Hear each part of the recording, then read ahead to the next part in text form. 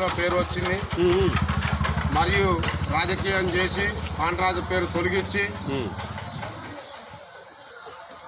ఉన్న వాళ్ళ పేర్లు పెట్టడం జరిగింది. తన ఆర్థికంగా ఉన్నోని పేరు పెట్టిరు కానీ లేని అసలే బీదత్తంగా ఉన్న గవర్నమెంట్ ప్రకారం బీదత్తంగా ఉన్నోనికి ఇవ్వాలి.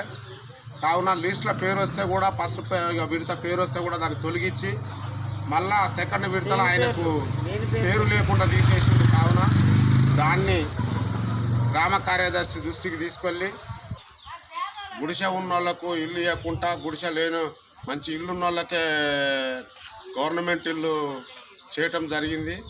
కావున పాండు అనే వ్యక్తి చాలా బీదరికంగా అంతా ఆడపిల్లలు ఉన్నారు. తనకు ఇతనికి ఇల్లు ఏర్పాటు చేయవలసిందిగా కోరుచున్నాము.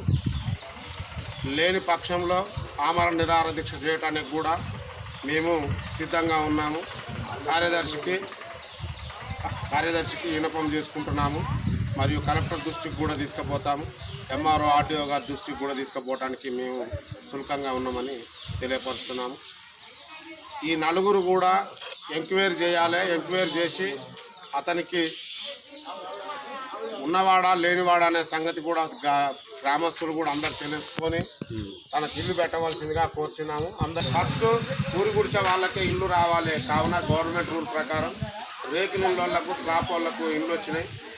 అవి తొలగించేసి పూరి గుడిసె పాండ్రాజుకు పూరి గుడిసె ఉంది. తను ఆర్థికంగా చాలా చిక్కిపోయి ఉన్నాడు కాబట్టి ఇందిరమ్మ ఇల్లు మాత్రం ఖచ్చితంగా పాండ్రాజుకు రావాల్సిందిగా కోరుచున్నాను.